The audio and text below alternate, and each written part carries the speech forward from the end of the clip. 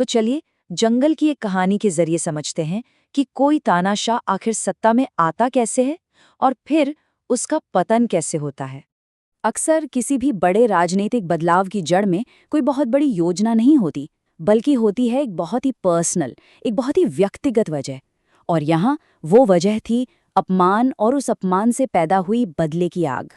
तो माशा के सत्ता में आने और जाने की पूरी कहानी को हम 5 हिस्सों में देखेंगे, उसके जबरदस्त उदय से लेकर उसके तयशुदा पतन तक। तो हर विद्रोह की आग एक छोटी सी चिंगारी से ही तो भड़कती है ना। माशा के मामले में वो चिंगारी थी सरेआम हुई उसकी बेइज्जती। और बस यही अपमान वो ईंधन बन गया जिसने माशा के अंदर सत्ता पाने की आग को और भड़का दिया। अब ये सिर्फ एक मजाक नहीं रह गया था, नहीं, ये तो उसके वजूद का सवाल बन चुका था।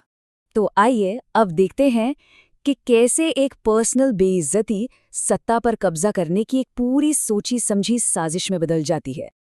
तो यहाँ हम साफ साफ देख सकते हैं कि माशा ने 3 बहुत ही चालाकी भरे कदमों से सत्ता पर कब्जा किया, स्टेप बाय स्टेप। पहला, अपने दुश्मन को ही कैद कर लो। दूसरा, जंगल की सबसे बड़ी ताकत की कमजोरी का फायदा उठाओ।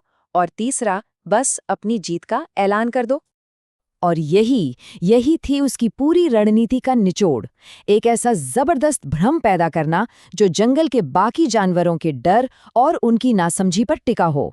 उसने सबको यकीन दिलाया कि उसके पास जादुई शक्तियां हैं, जबकि असलियत में वो तो बस एक मौका परस्त थी। ठीक है, तो सत्ता पर कब्जा तो हो गया, पर असली खेल तो अब शुरू होना था, यानी उस सत्ता को बनाए रखना। तो देखते हैं रानी माशा ने अपना राजपाट कैसे चलाया। और रानी बनते ही उसका पहला काम था अपनी अथॉरिटी को पूरी तरह से जमाना। ऐलान बिल्कुल साफ था, मैं तुम्हारी रानी हूं और तुम मेरी जनता। यानी अब से जंगल में सिर्फ और सिर्फ मेरा ही हुक्म चलेगा। बहुत जल्द उसके शासन में एक टिपिकल तानाशाह वाली सारी बातें दिखने लगीं। अपने दुश्मनों को जेल में डालना, अपने चापलूसों की एक टीम बनाना और सबसे जरूरी, अपनी बंदर सेना के दम पर डर फैलाकर राज करना। लेकिन कहते हैं ना, झूठ की बुनियाद पर बनी इमारत ज्यादा दिन नहीं टिकती, और बहुत जल्द सच्चाई एक अजीब जगह से सामने आने लगती है। अब पूरी कहानी और माशा की सत्ता इसी एक सवाल पर आकर टिक जाती है। क्या सच में किसी जादू ने जंगल के सबसे ताकतवर शिकारी को चुप करा दिया था? ये वो सवाल था जो माशा की हुकूमत की नींव हिला सकता था। तो वो महान जादू जिसने जंगल के राजा शेर खान को घुटनों पर ला दिया था, वो असल में सिर्फ एक मामूली सी चीज थी, गला खराब होना। बस, कोई जादू नहीं, कोई श्राप नहीं, सिर्फ एक सोर थ्रोट। और इसका इलाज वो तो और भी सिंपल था, शहद। और बस यहीं पर कहानी के हीरोज को अपना सबसे बड़ा हथियार मिल जाता है। उन्हें समझ आ जाता है कि अगर वो शेर खान के खराब गले का इलाज कर दें तो माशा की तथाकथित जादुई शक्ति का पूरा भ्रम टूट जाएगा। तो अब सच के इस हथियार के साथ मोगली और बलू जंगल में पुरानी व्यवस्था को बहाल करने के लिए अपना काउंटर अटैक शुरू करते हैं। और ये टाइमलाइन दिखाती है कि ये सब कितनी तेजी से हुआ।